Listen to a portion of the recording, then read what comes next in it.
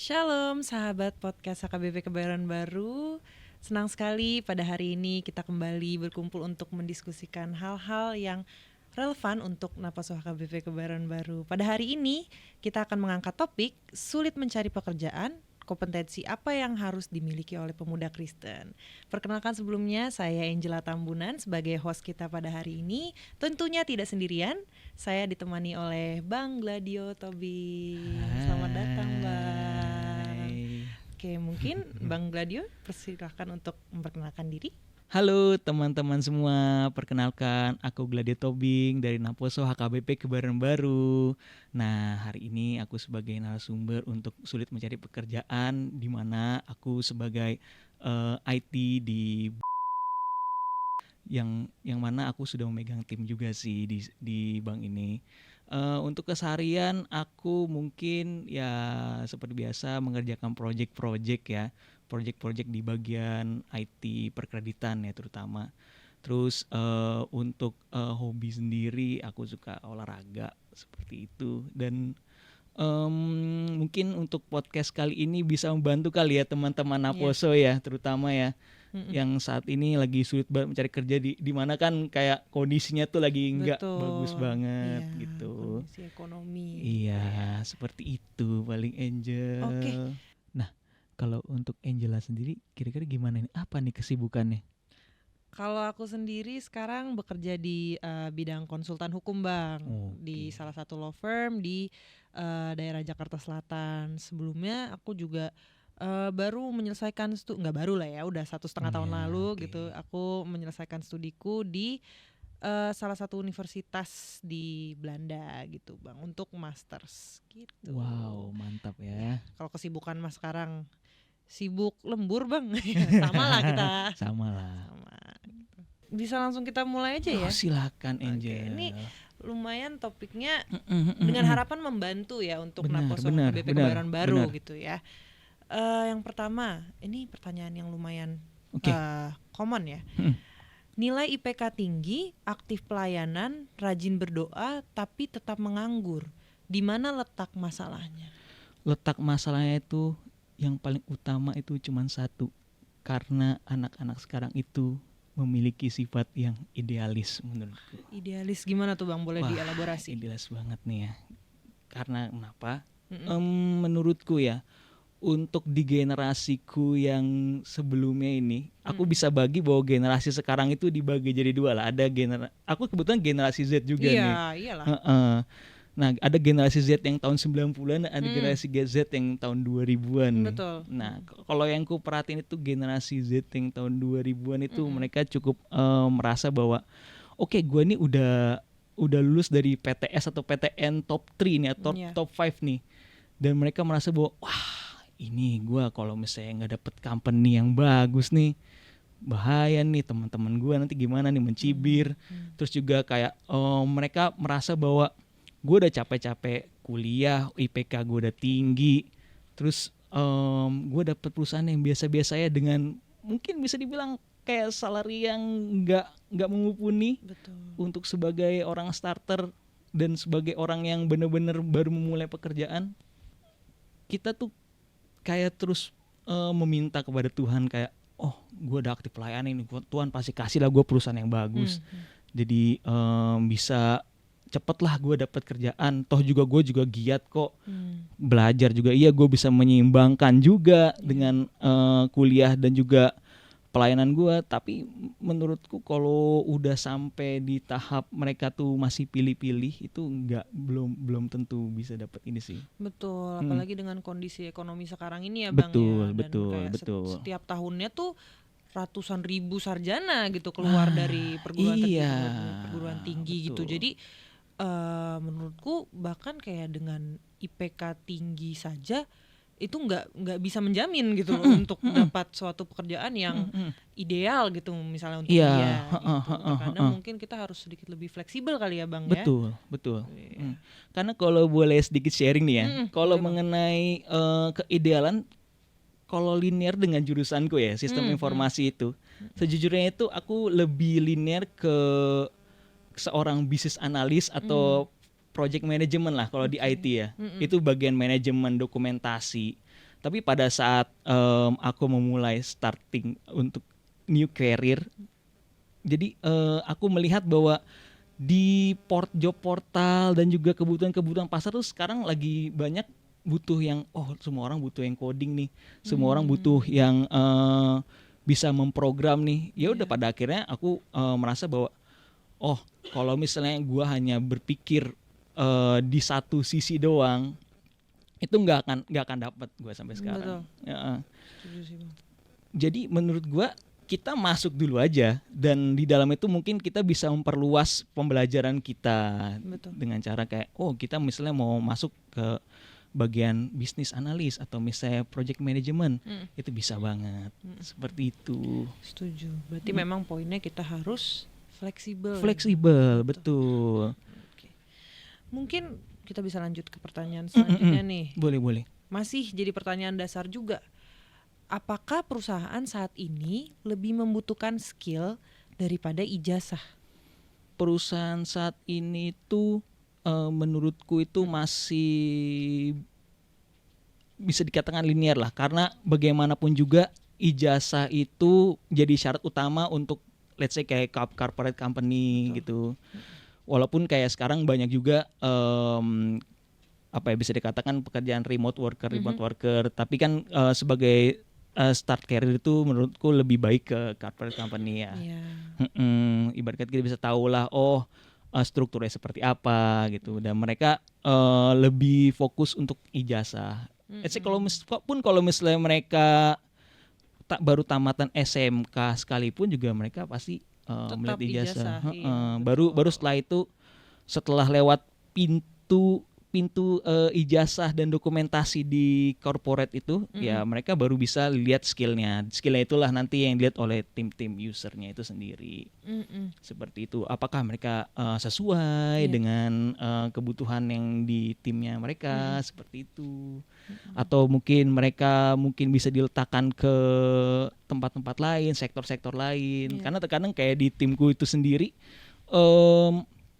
gak menutup kemungkinan bahwa kita nge-hire sebagai tim programmer, tapi karena emang kebutuhannya itu lebih banyak ke tim bisnis, jadi kita coba kayak membangun mereka lah. Sebenarnya lebih tepatnya mereka asalkan mereka mau dibangun skillnya dan juga mau berinteraksi dengan satu timnya, itu bisa kok mereka ibarat kata masuk ke dalam company yang bagus juga. Jadi itu. Memang yang memang utama untuk kita miliki ya pasti ijazah. Tapi skill itu bisa dibangun sembari membangun karir kita. Betul. Mungkin ini pertanyaannya tuh berangkat dari tempat yang sama dengan pertanyaan selanjutnya, yang mengapa banyak sarjana menganggur sementara yang tidak kuliah justru sukses. Banyak nih pandangan anak sekarang. Mereka mungkin karena pengaruh sosial media juga. Betul. Jadi dilihat tuh banyak mungkin influencer zaman sekarang, mereka nggak butuh ijazah, mereka tapi bisa aja sukses. Tapi menurut abang tuh sebenarnya kalau kita sebagai pemuda, sebagai Naposo Bulung gitu, apakah itu juga bisa diterapkan ke kita? Apakah kita worth the risk kah kita dengan kita coba jadi influencer kah, atau kita coba lapangan pekerjaan yang misalnya tidak terlalu membutuhkan ijazah, tapi apakah itu sebenarnya cukup bijak untuk diambil keputusannya di zaman sekarang ini? Kalau konteksnya itu ikut-ikutan, itu menurut gua nggak cukup bijak sih. Karena mau gimana pun juga apapun yang mau setiap kita melangkah itu, kita harus tahu apa yang akan kita kerjakan setelahnya, dan apa yang terjadi kalau misalnya seandainya yang kita kerjakan itu bertentangan dengan yang kita sudah jalani dengan keseharian kita gitu.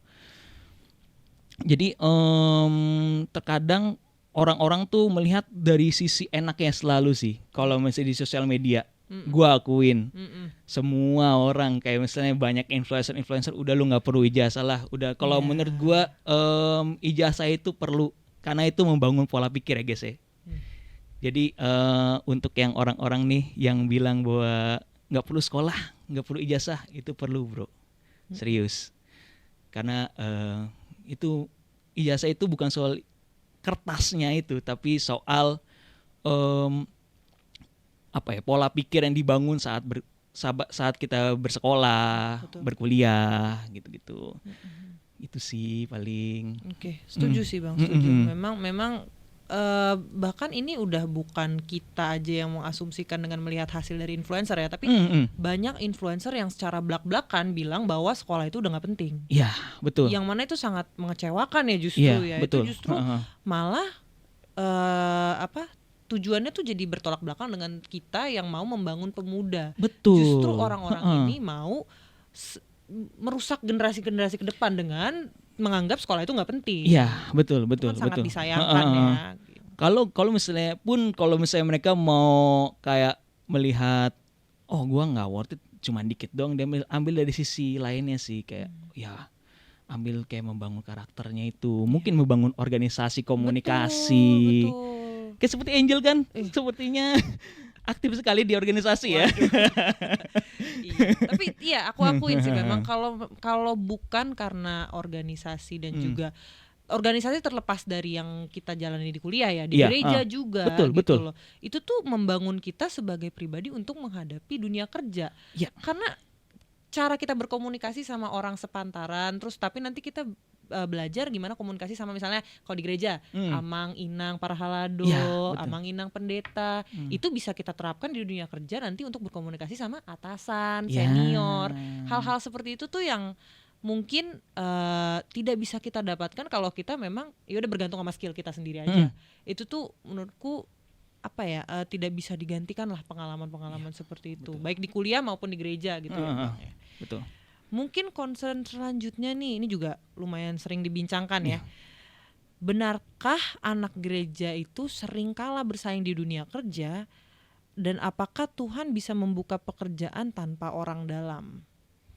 Berat nih pertanyaan, karena memang zaman sekarang ini referensi itu penting ya Bang ya. Karena bukannya tidak mungkin kita ini bisa benar-benar masuk dengan jerih payah kita sendiri, tapi yang seperti aku bilang tadi, sarjana di Indonesia tiap tahunnya ada berapa Bang gitu kan. Tentu referensi diperlukan, tapi coba menurut Abang, apakah Tuhan bisa membukakan jalan ke pekerjaan itu tanpa orang dalam?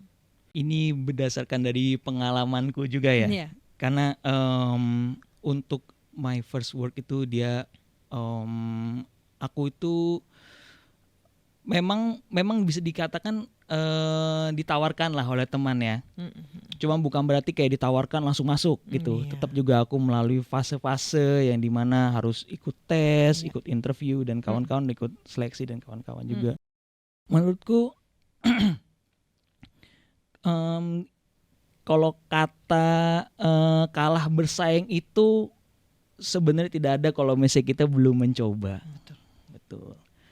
Karena bagaimanapun juga based on my experience, kalau aku udah terus coba melamar ke sana melamar sini, kayak berkata kita melatih interview lah, kayak misalnya berkomunikasi lah. Awal-awal kan pasti kan kayak gagu dan nggak ini. Kadang-kadang ada orang yang merasa bahwa mereka sudah tidak diterima tuh mereka kalah. Dan mereka jadi tidak mau mencoba lagi. Betul. Dan di poin ini tuh sebenarnya dengan terus mencoba, aku rasa pasti Tuhan buka jalan kok. Dimanapun tempatnya. Dan kebetulan juga memang cara Tuhan itu cukup unik ya, kalau bisa aku bilang ya. Terkadang kayak kita udah terus mencoba, dan akhirnya kayak aku diberikan referensi oleh teman yang sebenarnya bukan teman dekatku. Tiba-tiba dibilang, "Brat, lu mau ini nggak, mau kerja nggak di perusahaan," aku boleh sebut ya perusahaannya, di perusahaan gitu nih. Oh iya, tapi ikut bootcamp dulu. Aku pikir, wah ikut bootcamp nih agak ribet nih. Cuman mungkin pas kalau misalnya aku nggak mencoba saat itu, mungkin aku nggak bisa di titik ini sih. Dan aku udah pasti kalah dan merasa bahwa wah, gue nih nggak ada kerja Tuhan nih di hidup gue nih gitu. Dan ayo udah aku coba, dan aku merasa bahwa oh ini mungkin jalan yang harus ku lalui, dan ya udah. Dan sampai sekarang apapun yang terjadi, ups and downs semua juga berjalan dengan baik seperti itu. Ya, ups and downs itu juga adalah cara Tuhan membukakan jalan kita sebagai orang dalam itu sendiri gitu. Yes, Tuhan betul. sebagai orang dalam. Iya. Betul. Itu menurutku betul. harus diubah pola pikirnya gitu, bahwa betul. kita juga bisa mengandalkan Tuhan jadi orang dalam kita gitu. Kita misalnya gagal, kita misalnya diterimanya di sini dulu bukan yang kita pengen. Itu cara Tuhan bekerja juga gitu loh. Mungkin dengan cara pikir seperti itu kita juga jadi nggak gampang seperti yang Abang bilang tadi, mudah merasa kalah dalam bersaing. Iya, gitu. Betul. Padahal belum dicoba loh. Benar. Jangan takut mencoba ya, teman-teman ya. Pokoknya tetap mencoba. Betul, aku setuju sih Bang. Mungkin untuk selanjutnya nih, oh ini juga seru sih pertanyaannya. Kalau Tuhan sudah menentukan masa depan kita, mengapa masih harus berjuang mencari kerja? Berat tuh Bang. Gimana tuh Bang? Gimana menyatukan ketuhanan dengan kondisi ekonomi saat ini? Aduh. Kalau menurutku sih masa depan itu udah Tuhan kasih, cuman kayak kitanya yang suka acuh tak acuh sih. Iya. Gimana tuh Bang contohnya? Kayak sulit. Terkadang kayak Tuhan tuh lebih tepatnya menunjukkan jalan bahwa lu harus coba berkeliling dulu nih. Lu harus coba ngobrol dan ngambil informasi dari masing-masing company dulu nih supaya masuk ke titik yang sekarang gitu. Jadi mungkin sama juga ya kayak statementku yang tadi bahwa jangan sampai takut mencoba aja. Iya benar sih benar. Kayak mungkin orang-orang jadi salah mengartikan kayak Tuhan sudah menentukan masa depan kita, padahal bukan berarti kita langsung terima jadi. Iya, kita betul. Harus berproses juga. Berproses. Kita harus jalanin jalan yang memang sudah Tuhan sediakan untuk masa depan kita.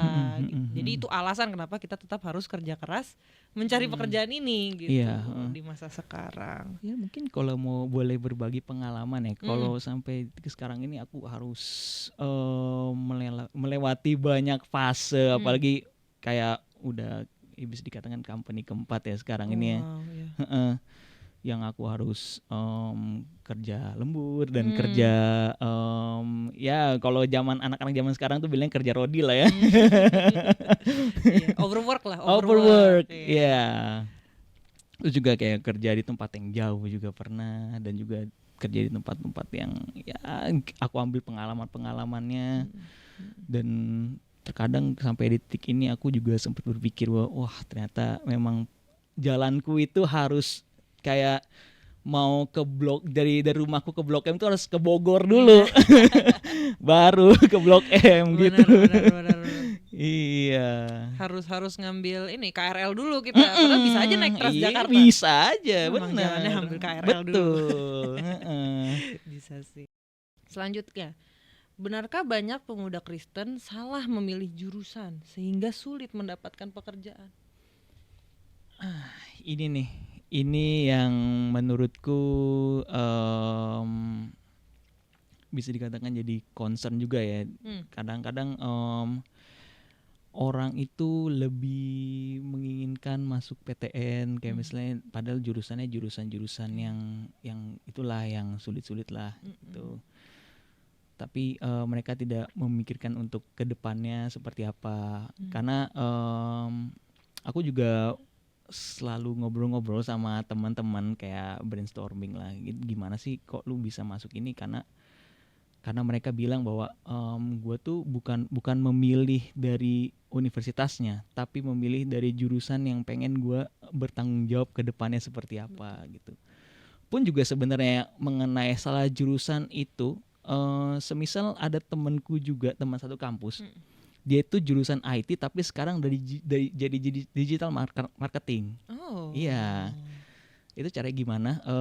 Mereka dia itu akhirnya mengikuti kursus digital marketing. Ya, ini boleh sebut corporate-nya enggak ya? Oke, enggak perlu sebut corporate-nya ya, teman-teman ya. Bidangnya aja. Betul, digital marketing. Di mana tuh dia karena dia merasa bahwa IT itu bukan gua, karena dia bilang bahwa saat itu dia deket sama kampus itu ketama rumahnya lah.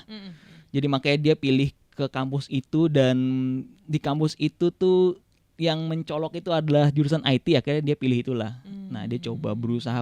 Memang effortnya cukup besar. Tapi pada akhirnya setelah dia lulus dan dia bilang bahwa gue nggak mau lanjut IT, gue pilih digital marketing. Akhirnya dia jalanin digital marketing dan sekarang it works. Dia kayak ada beberapa company atau misalnya perorangan yang dia mau dipromoin, dia mencari untuk influencer KOL lah gitu lah. Dia hitungin, dia kasih tahu targetnya kemana, dan menurutku works juga. Jadi nggak mesti salah jurusan itu adalah suatu hal yang salah. Jadi nggak perlu takut, teman-teman Apostle, teman-teman podcast semua, untuk salah jurusan itu nggak jadi masalah, asalkan kita setelahnya itu tetap mau bangkit, kita mencari cara apa yang keinginan kita dan apa yang menjadi kemauan kita seriusin aja. Betul. Pasti ada jalan kok, tenang aja. Betul. Gitu. Aku setuju sih Bang, bahwa memang there's no such thing as salah jurusan. Iya, gitu. betul. Memang lagi-lagi itu porsi kita, memang itu yang disediakan untuk kita. Tapi apa yang benar-benar ingin kita lakukan dan apa yang sekiranya memang, aduh nih gue mau nih kerja di bagian sini, ya udah setelah lulus seriusin lagi, ambil lagi hal-hal. Kan sekarang sertifikasi udah banyak, courses udah banyak, kita lengkapi lagi diri kita dengan skill-skill yang memang mungkin tidak bisa kita dapatkan karena jurusan kita membatasi kita gitu. Tapi jangan jadi menghakimi diri sendiri kayak aduh gue udah salah jurusan, udah gue nggak bakal bisa sukses, gue nggak bakal bisa dapat apa-apa dari jurusan ini. Nggak boleh tuh sebenarnya kayak gitu. Setuju. Ya Bang. Oke, mungkin pertanyaan terakhir yang menurutku ini asik banget. Tadi kita udah sempat bicara ini. Aduh, apa ya ini kira-kira jawabannya? Jika Yesus hidup di zaman sekarang, kompetensi apa yang akan diajarkan kepada anak muda? Abang dulu jawab.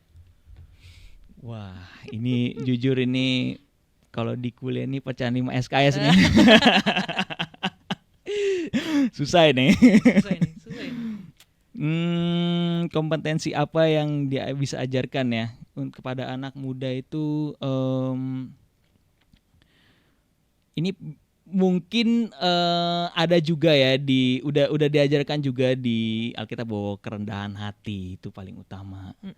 Karena mau gimana pun juga kita kalau misalnya masih terus sombong atau misalnya kayak merasa jago dan kayak wah gue kayaknya nggak perlu nih, gue kayaknya terlalu rendah nih, itu nggak akan ada habisnya. Dengan kita ngenurunin aja itu ego kita, itu pasti akan ada kok 1, 2, 3 yang datang untuk menawari kita pekerjaan ataupun menawari kita let's say freelance lah gitu.